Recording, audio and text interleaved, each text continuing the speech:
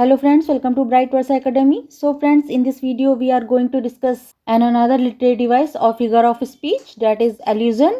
So friends, तो literature में allusion क्या है इसको समझेंगे।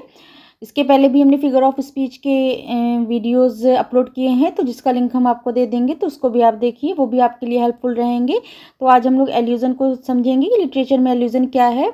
एंड अगर फ्रेंड्स आपको हमारे लेक्चर्स अच्छे लग रहे हो तो चैनल को लाइक, सब्सक्राइब एंड शेयर जरूर करिए एंड नोटिफिकेशन बेल को भी जरूर प्रेस करिए, जिससे हमारा नोटिफिकेशन आप तक पहुंच सके। तो चलिए friends, now come to the lecture. Okay, let's start. तो लिटरेचर में एल्यूजन क्या है, आइए देखते हैं। Literature and allusion is an unexplained reference to someone और something outside of the text. Literature में एल्यूजन क्या, एल्यूजन जो है एक अनएक्सप्लेन्ड रेफरेंस होता है टू समवन और समथिंग, किसी चीज़ का, किसी पर्सन का हो गया, आउटसाइड ऑफ द टेक्स्ट, जो टेक्स्ट के बाहर के यूज़ करते हैं, टेक्स्ट के बाहर से होता है, दैट इज एल्यूजन। एल्यूजन क्या है, एक अनएक्सप्लेन्ड जो रेफरेंस होता है समवन या और समथिंग, किसी चीज़ का या किसी पर्सन का, जो कि टेक्स्ट से आउटसाइड होता है।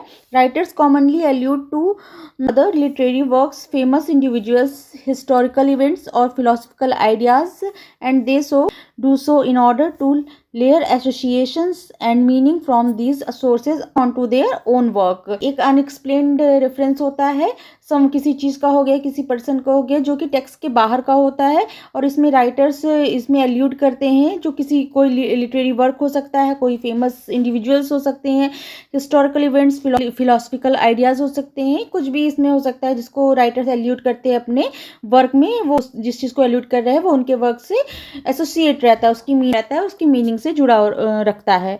It is a brief and indirect reference to a person, place, thing or event, historical, mythological, literary and religious and types of allusion।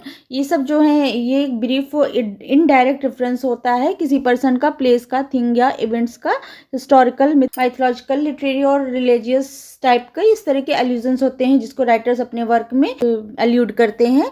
Brief में होता है, छोटे रूप में होता है, तो ये आपका एल्यूजन होगा। It is a just passing comment और remark and the writers expects the readers possesses the knowledge of that allusion। Means क्या है, ये पासिंग कमेंट्स और रिमार्क्स होते हैं जिनको राइटर ये एक्सपेक्ट करता है कि रीडर्स को इस विषय में नॉलेज है, इस चीज़ को समझ करके राइटर्स अपने वर्क में इसको यूज़ करते। तो ये एल्यूजन हो गया, ये एक इनडायरेक्टली रेफरेंस हो गया किसी पर्सन का, प्लेस का, इवेंट का, या किसी दूसरे टेक्स्ट के लिटरेरी वर्क से हो गया, इसको रेफर करता है वर्क में। तो ये आपका एल्यूजन हो गया। राइटर्स ये समझ करके लिखते हैं कि जो चीज़ हम रिफ़र कर रहे हैं अपने वर्क में, उससे सारी कहानी, उसकी सारी बातें, सारी दास्तां रीडर्स को पता होंगी, उससे राइटर्स अपने वर्क में बताते हैं। इस चीज़ को समझकर लिखते हैं कि एक्सपेक्ट करते हैं कि रीडर्स को इस विषय में पता होगा। ठीक है, राइटर इसमें अपने वर्क में रीडर्स तक अपनी बात को बहुत अच्छे ढंग से, अच्छे से पहुँचाने के लिए डिफरेंट कॉन्टेक्स्ट से रेफरेंस लेते हैं। यही एल्यूजन है, डिफरेंट कॉन्टेक्स्ट से रेफरेंस लेकर अपने वर्क में यूज़ करना, ताकि अपनी बात को अच्छे से रीडर्स तक पहुंचा सके, राइटर्स का पर्पस रहता है। तो यही आपका एल्यूजन होता है। आई होप आपको ये क्लियर हुआ होगा कि एल्यूजन क्या है। तो किसी प्लेस, इवेंट्स, थिंग्स, हिस्टोरिकल या फिलोसफिकल हो गया, या फेमस इंडिविजुअल्स, कुछ भी हो गया, कोई भी चीज़ों से इसको ब्रीफ में साथ ही साथ इनडायरेक्ट रेफरेंस देकर बताया जाता है। तो ये आपका एल्यूजन होता है। इसमें किसी भी चीज़ को डिटेल में ना बताकर, ब्रीफ बहुत डिटेल में नहीं बताते हैं, ब्रीफ में बताते हैं। एंड राइटर्स इस चीज़ को एक्सपेक्ट करता है कि रीडर्स इस चीज़ को जानता है, इस चीज़ को से आइडेंटिफाइड है। तो ये आपका एल्यूजन होता है, एक ब्रीफ रेफरेंस होता है किसी भी चीज़ कॉन्टेक्स्ट से लेकर अपने वर्क में राइटर्स यूज़ करते हैं अपने वर्क को और रीडर्स तक अच्छे से पहुंचाने के लिए। ओके, तो ये आपका एल्यूजन हो गया। आइए एग्जाम्पल से और अच्छे से समझते हैं, एग्जाम्पल से और क्लियर होगा आपको। देखिए, it is a real Cinderella story. ये सिंड्रेला की स्टोरी से हम सभी भली भांति परिचित हैं। तो ये क्या है, it is a real Cinderella story. अब हमें पता चल गया कि जिसकी भी कहानी बता रहे हैं वो इसकी स्टोरी बिल्कुल सिंड्रेला की जैसे ही है। तो ये हमें पता चल गया कि ये it is a real Cinderella story. यहाँ पर एल्यूजन का प्रयोग हुआ है कि सिंड्रेला स्टोरी बताई गई, जिससे हमें बात पता चल गई कि यहाँ पे कहने की कोशिश क्या की जा रही है कि भी कहानी है वो सिंड्रेला की स्टोरी के तरीके है। ये कहानी सिंड्रेला की स्टोरी है। ओके, जैसे है ही इज़ रियल आइंस्टीन। अब आइंस्टीन, हम सब जानते हैं आइंस्टीन कौन है। यहाँ पर जो बता रहे हैं वो एक रियल आइंस्टीन है, मीन्स आइंस्टीन की जितने गुण पाया जा रहा है उसके अलग अलग उसके वर्षों को ना दिखा करके उसके लिए किसी पर्सन के लिए कह दिया ही इज रियल आइंस्टीन। तो ये आपके पर आपका ये यहाँ पर एल्यूजन हो गया। He is the Newton of our college. तो न्यूटन को भी हम जानते हैं, न्यूटन से हमें समझ में आ गया यहाँ पर एल्यूजन का यूज हुआ है कि वो हमारे कॉलेज का न्यूटन है। न्यूटन से हम सब भली बात परिचित है, तो यहाँ पर ये एल्यूजन का काम कर रहा है। आइए आगे देखें। Don't act like a Romeo in front of her. इसके सामने रोमियो के जैसे नहीं एक्ट करो। तो ये क्या है, रोमियो के नाम से सभी परिचित हैं। तो Romeo is reference to Shakespeare's. Romeo Shakespeare's play जो रोमियो एंड जूलियट से है।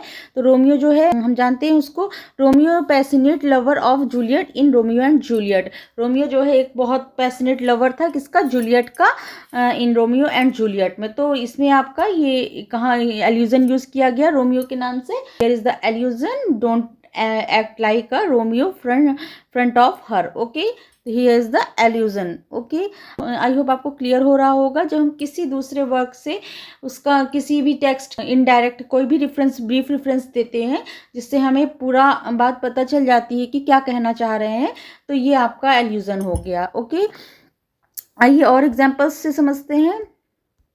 This place is like a garden of Eden. This is the biblical allusion to the garden of God in the book of Genesis. Bible की first book कही जाती है genesis, तो ये आपकी ओल्ड टेस्टामेंट की फर्स्ट बुक हो गई जेनेसिस। तो ये आपका इसमें आपको हमें गार्डन ऑफ गॉड जो कि गार्डन ऑफ ईडन जो गार्डन ऑफ गॉड है उसका हमें रेफरेंस मिलता है। तो हमें यहाँ से रेफरेंस बाइबल की जेनेसिस से रेफरेंस मिला कि गार्डन ऑफ ईडन, तो यहाँ पर आपका एल्यूजन है। नेक्स्ट है he saw the younger dog standing against the sky dark and motionless as Napoleon at saint Helena. उसने एक यंग डॉग को देखा स्काई के सामने खड़े हुए, कैसे, dark and motionless as Napoleon at saint Helena, जैसे कि नेपोलियन खड़े हुए सेंट हेलेना में डार्क एंड मोशनलेस गतिहीन होकर के नेपोलियन खड़े थे।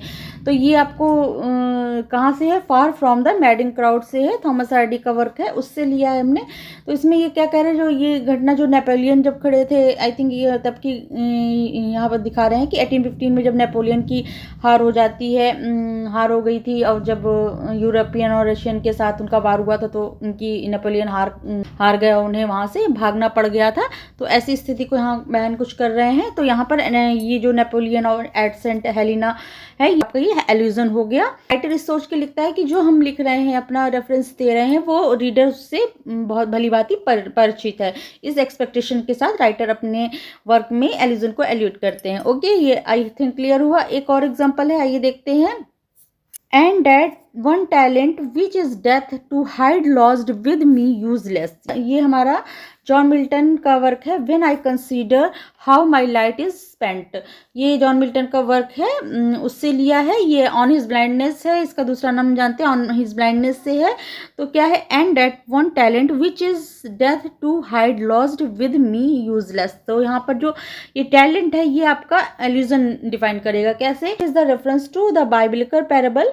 जो टैलेंट है ये आपका कहाँ से रेफर कर रहा है, तो ये लाइन जो है, it is the reference of the biblical parable of the talent. The talent करके बाइबल में एक पैराबल है, द टैलेंट करके, ये वहां से हमें मिलती है देखने को। तो reference to the biblical parable of the talent, जो द टैलेंट करके एक पैराबल है बाइबल में, उसका रेफरेंस है। तो उसमें क्या होता है, एक व्यक्ति को एक प्रतिभा मिलती है और वह उसे जाकर जमीन में छिपा देता है, जबकि अन्य लोगों को जो प्रतिभा होती है वो उसको इन्वेस्ट करते हैं, निवेश करते हैं, और जो एक व्यक्ति को मिलती है उसे जाकर वो जमीन में छिपा देता है।